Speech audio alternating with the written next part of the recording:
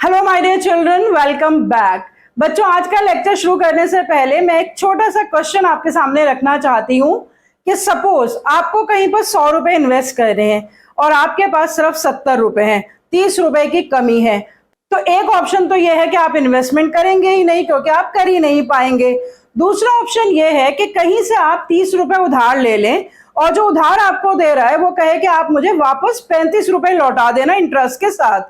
तो आप क्या करेंगे, उससे 30 रुपए उधार ले लेंगे। 70 रुपए आपके पास थे, 100 रुपए आपने इन्वेस्ट कर दिए और उस 100 रुपए से आपने 50 रुपए अर्न कर लिए, 35 रुपए उसको वापस लौटा दिए। तो आपके पास कितने रुपए बचे? 15 रुपए। तो क्या आप इसे ऑप्ट करेंगे कि उधार लेकर इन्वेस्ट कर दो और फिर उसके बाद रिटर्न्स अर्न करके प्रिंसिपल अमाउंट और इंटरेस्ट अमाउंट लौटा करके भी प्रॉफिट अर्निंग आप कर सके? बिल्कुल ठीक इसी तरह से बच्चों, कंपनी को जब अपने वेरियस इन्वेस्टमेंट्स फाइनेंस करनी होती हैं तो कंपनी को ये डिसीजन लेना होता है कि सारी इन्वेस्टमेंट्स ओन फंड से ही करें या बोरोइंग्स करके भी फाइनेंस किया जा सकता है। क्या बोरोइंग्स से भी कुछ फायदा हो सकता है?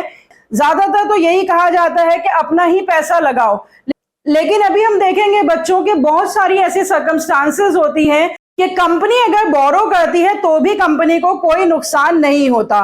और कैसे, ये हम जानेंगे आज के लेक्चर में under the topic financing decisions. So let's connect to commerce and learn about financing decisions.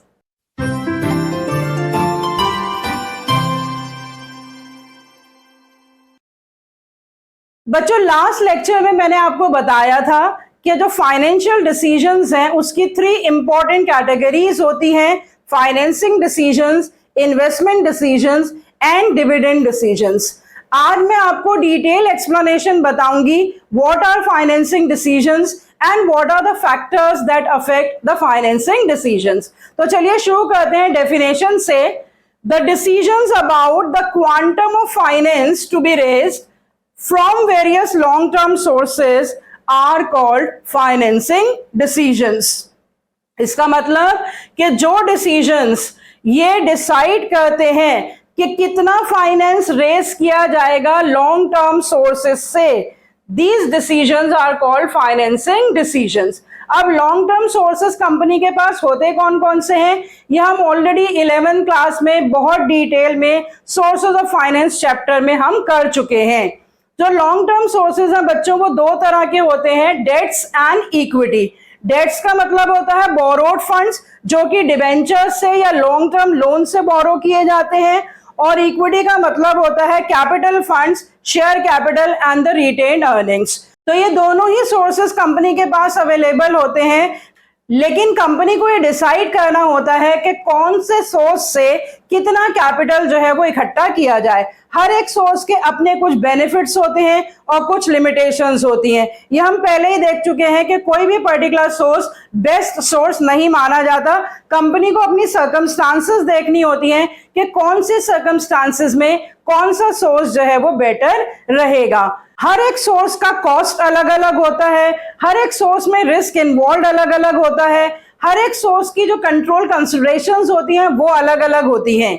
So let's consider students कि what are the factors that should be kept in mind by the company before actually deciding a particular source of finance, whether debts or equity। ठीक है, यहाँ पे बच्चों मैंने list बना रखी है factors affecting the financing decisions.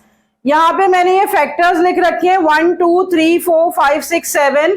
Cost of raising the funds, flotation cost, risk, cash flow position, fixed operating cost, control considerations and the state of capital market. और यहाँ पे मैंने आपकी आसानी के लिए बच्चों इसको टेबुलर फॉर्म में, चार्ट के फॉर्म में प्रेजेंट कर रखा है ताकि आपको पता लग जाए कि अगर ये पर्टिकुलर फैक्टर हम कंसिडर कर रहे हैं तो इस पर्टिकुलर फैक्टर में या इस पर्टिकुलर सिचुएशन में बोरोइंग्स बेटर हैं या ओन फंड्स बेटर हैं। तो एक एक करके बच्चों अब हम सारे फैक्टर्स कंसिडर करते हैं। सबसे पहला फैक्टर देखते हैं बच्चों, cost of raising the funds. Cost of raising the funds मतलब कि पर्टिकुलर सोर्स से रिलेटेड कितना खर्चा जो है वो जुड़ा हुआ है।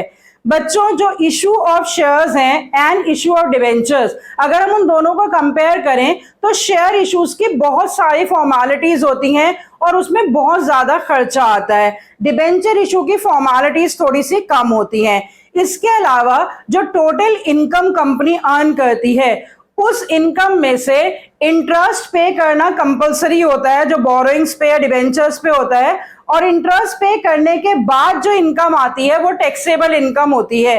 तो जब डिबेंचर्स इशू किए जाते हैं तो टैक्स सेव हो जाती है, तो डिबेंचर्स ज्यादा इकोनॉमिकल माने जाते हैं। और लेकिन जब डिविडेंड पे किया जाता है तो वो इनकम में से माइनस नहीं होता है, तो उससे कोई भी टैक्स बेनिफिट कंपनी को नहीं होता है। तो अगर हम कॉस्ट को कंपेयर करें डेट्स की और इक्विटी की, तो equity is considered to be more costly and debts are considered to be cheaper. तो उस केस में कंपनी किसको प्रेफर करेगी?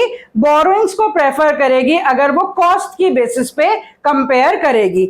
उसके अलावा एक और दूसरा कॉस्ट होता है बच्चों, फ्लोटेशन कॉस्ट। फ्लोटेशन कॉस्ट होता है इशू कॉस्ट, शुरू में जो खर्चे करने पड़ते हैं। आपने देखा होगा कि इक्विटी के साथ डिविडेंड जो है वो फिक्स नहीं होता है, लेकिन डिबेंचर्स के साथ एक परसेंटेज फिक्स होती है जिसको उसका कूपन रेट कहा जाता है, 2%, 3%। तो जब डिबेंचर्स के ऊपर इंटरेस्ट देना होता है लेकिन वो परसेंटेज जो है वो नॉमिनल अमाउंट होता है, उतना ही इंटरेस्ट देना होता है। लेकिन शेयर्स पे क्योंकि डिविडेंड इनकम फिक्स नहीं है तो वो बहुत हाई भी पे करनी पड़ सकती है कंपनी को, क्योंकि उसकी परसेंटेज फिक्स नहीं है। तो जो फ्लोटेशन कॉस्ट होता है, इशू कॉस्ट होता है, वो एक अलग तरह का कॉस्ट होता है जिसको कंपनी कंसिडर करती है कि वो डेट्स में ज्यादा है या इक्विटी में ज्यादा है। तो फ्लोटेशन कॉस्ट भी जो है वो इक्विटी का ज्यादा होता है और बोरोइंग्स का कम होता है। Come to the third factor, risk. बच्चों रिस्क में एक फाइनेंशियल रिस्क होता है। फाइनेंशियल रिस्क का मतलब द रिस्क ऑफ रीपेमेंट। हम सभी जानते हैं कि जब डिबेंचर्स या लॉन्ग टर्म लोन से पैसा लिया जाता है तो उसकी रीपेमेंट कंपलसरी होती है, इंटरेस्ट अमाउंट भी देना कंपलसरी होता है, जबकि शेयर्स पे डिविडेंड देना कंपलसरी नहीं होता है। तो इसका मतलब कि किस में ज्यादा फाइनेंशियल रिस्क है? डेफिनेटली बोरोइंग्स में ज्यादा फाइनेंशियल रिस्क है कि अगर आपके पास पैसा कम पड़ जाए इंटरेस्ट पे करने का या प्रिंसिपल अमाउंट पे करने का, तो जिन असेट्स को मॉर्गेज करके आपने डिबेंचर्स इशू कर रखे हैं, जिनकी सिक्योरिटी पे आपने डिबेंचर्स इशू कर रखे हैं, उनको बेचकर भी क्रेडिटर्स अपना पैसा रिकवर कर लेंगे। तो डेफिनेटली फाइनेंशियल रिस्क किसमें ज्यादा है? बोरोइंग्स में फाइनेंशियल रिस्क ज्यादा है और ओन फंड्स में फाइनेंशियल रिस्क कम है। Come to the next consideration, that is the cash flow position. बच्चों कैश फ्लो पोजीशन किस बात पर डिपेंड करती है कि कंपनी के पास रेगुलर इनफ्लोज हैं या नहीं है। बहुत सारी कंपनीज इस तरह के प्रोजेक्ट्स में इन्वॉल्व होती हैं जहां पे कैश ब्लॉक हो जाता है। प्रॉफिटेबल तो वो होती हैं लेकिन कैश फ्लो उनका अच्छा नहीं होता है। तो अगर किसी कंपनी की कैश फ्लो पोजीशन अच्छी नहीं है तो डेफिनेटली वो कंपनी जो है वो ना तो इंटरेस्ट टाइम पे कर पाएगी, ना ही वो प्रिंसिपल अमाउंट को टाइमली पे कर पाएगी। तो अगर कंपनी की कैश फ्लो पोजीशन बहुत अच्छी है और उसके फंड्स ब्लॉक्ड नहीं है तो उस केस में बोरोइंग्स गुड है और इक्विटी उनके लिए अच्छी नहीं है। और जहां पर कैश फ्लो पोजीशन अच्छी नहीं है तो वहां पर बोरोइंग्स जो है वो नॉट गुड आएंगी और इक्विटी बेटर ऑप्शन माना जाएगा।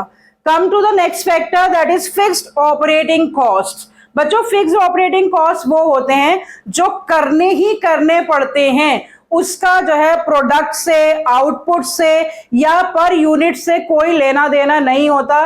जैसे इलेक्ट्रिसिटी बिल्स हो गए, कोई ट्रांसपोर्टेशन चार्जेस हो गए, फैक्ट्री रेंट हो गई, कुछ इस तरह के एक्सपेंसेस होते हैं जो फिक्स होते हैं एंड उनकी फिक्स पेमेंट करनी ही करनी पड़ती है।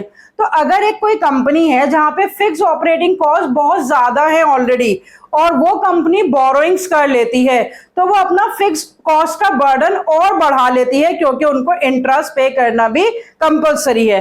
तो अगर फिक्स ऑपरेटिंग कॉस्ट बहुत ज्यादा है किसी भी कंपनी में तो उन्हें बोरोइंग्स नहीं करनी चाहिए। उनको किस पे डिपेंडेंट रहना चाहिए? उनके लिए क्या बेटर होगा? इक्विटी जो है वो उनके लिए ज्यादा बेटर होगी। Come to the control considerations. Control considerations में बच्चों हमें स्टेटस पता है शेयर होल्डर्स का और डिबेंचर होल्डर्स का। शेयर होल्डर्स ओनर्स होते हैं और डिबेंचर होल्डर्स बोरोवर्स होते हैं, वो ओनर्स नहीं होते हैं। तो शेयर्स इशू करने से कंपनी का कंट्रोल डाइल्यूट होता रहता है क्योंकि शेयर होल्डर्स बढ़ते रहते हैं, लेकिन डिबेंचर्स इशू करने से या बोरोइंग से कंट्रोल डाइल्यूट नहीं होता है। तो यहां पर भी डिबेंचर बेटर ऑप्शन है क्योंकि इससे कंपनी के कंट्रोल पर कोई फर्क नहीं पड़ता है। Come to the state of the capital market. Capital market conditions अभी हम डिटेल में पढ़ेंगे आगे आने वाले चैप्टर्स में जब हम फाइनेंशियल मार्केट्स करेंगे, लेकिन ब्रीफली आपको बता दूं कि एक बूम पीरियड होता है और एक डिप्रेशन पीरियड होता है। बूम पीरियड में हर चीज के प्राइसेस हाई जा रहे होते हैं और डिप्रेशन पीरियड में हर चीज के प्राइसेस लो जा रहे होते हैं। तो जब बूम पीरियड होता है तो बोरोइंग्स बेटर नहीं होती हैं क्योंकि डेफिनेटली इंटरेस्ट रेट भी उस टाइम बहुत हाई होगा, उस टाइम में इक्विटी बेटर होती है। लेकिन जब डिप्रेस कैपिटल मार्केट्स होती हैं तो रीजनेबल रेट्स पे आपको बोरोइंग्स मिल जाती हैं, तो उसमें डेट्स जो हैं वो प्रेफर्ड होते हैं और इक्विटी डिफिकल्ट भी होती है, नॉट गुड भी होती है क्योंकि डिप्रेशन पीरियड में शेयर प्राइसेस भी लो हो रखे होते हैं और इन्वेस्टर्स से इक्विटी शेयर्स में इन्वेस्ट करवाना बहुत मुश्किल हो जाता है। तो बच्चों नट शेल में अगर हम इस चार्ट को देखें तो मैंने यहाँ पे ग्रीन टिक्स लगा रखे हैं कि कौन कौन सी सर्कमस्टांसेस में बोरोइंग्स बेटर हैं या बोरोइंग्स का कोई भी नुकसान नहीं है। कि जब cost of raising the funds consider किया जाए तो बोरोइंग्स चीपर होती हैं, फ्लोटेशन कॉस्ट भी बोरोइंग्स में कम होता है, जब कैश फ्लो पोजीशन जो है वो बहुत अच्छी होती है जिसमें आसानी से इंटरेस्ट और प्रिंसिपल अमाउंट पे कर दिया जाता है, वहां पर भी बोरोइंग्स बेटर होती हैं। और जब कंट्रोल कंसिडरेशंस को कंसिडर किया जाए तो भी बोरोइंग से कंट्रोल लूज नहीं होता है और जब डिप्रेशन पीरियड हो तो भी बोरोइंग्स आसानी से कर ली जाती हैं, उस टाइम में इक्विटी से पैसा इकट्ठा करना मुश्किल होता है। तो बहुत सारे फैक्टर्स में से हम देख पा रहे हैं बच्चों कि कम ही केसेस में जो है वो इक्विटी प्रेफरेबल है, ज्यादा केसेस में बोरोइंग्स प्रेफरेबल है।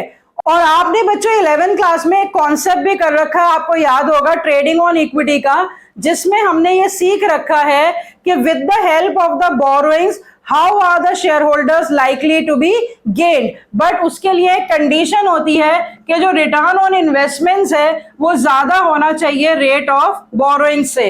तो बिल्कुल शुरू में जो मैंने आपको एग्जांपल दिया था कि हमने 30 रुपए बोरो करे और 5 रुपए उस पर इंटरेस्ट है और हमने उससे 20 रुपए कमा लिए, तो डेफिनेटली जो इंटरेस्ट दिया वो हमने 5 रुपए दिया और जो इन्वेस्टमेंट से रिटर्न हमने कमाया वो 20 रुपए कमाया, तो भी हमारा 15 रुपए का फायदा है। So we can conclude that borrowings are not always unfavorable. Borrowings are favorable in many circumstances. So if these circumstances are there with the company can decide to raise the funds through borrowings. तो company को financing decisions में balance decisions लेने होते हैं कि कितनी borrowings वो कर सकते हैं और कितनी अपनी इन्वेस्टमेंट्स को वो ओन फंड से फाइनेंस करेंगे। So I hope with this you are very clear about what are the financing decisions and what are the factors which affect these financing decisions. तो बच्चों आप जो है इसका या तो स्क्रीनशॉट ले लीजिए क्योंकि इस तरह की प्रेजेंटेशन, ये चार्ट आपको किसी भी किताब में नहीं दे रखा है। जब भी आप इस चार्ट को देखेंगे तो आपको बिल्कुल क्लियर हो जाएगा, आप इससे अपना मैटर बना के पॉइंट्स बनाकर भी लिख सकते हैं कि किस सर्कमस्टांसेस में डेब्ट्स प्रेफरेबल है और किस सर्कमस्टांसेस में इक्विटी प्रेफरेबल है। सो आई होप आपको बहुत आसानी से ये सारे फैक्टर्स याद हो जाएंगे, the factors affecting financing decisions. बहुत ही इंपॉर्टेंट टॉपिक है, अगर आपको आसानी से समझ में आ गया हो बच्चों तो आप अपने फ्रेंड्स के साथ भी इस वीडियो लेक्चर को शेयर करिए ताकि सभी लोगों को जो कॉम्प्लिकेटेड टॉपिक्स हैं वो बहुत ही आसान तरीके से छोटे छोटे एग्जाम्पल से जो है वो समझ में आ जाए। और अगर आपने मेरे चैनल को सब्सक्राइब नहीं किया है तो उसे सब्सक्राइब भी कर लीजिए, लाइक करिए, शेयर करिए। So see you next time with another category of financial decisions, that is the investment decisions.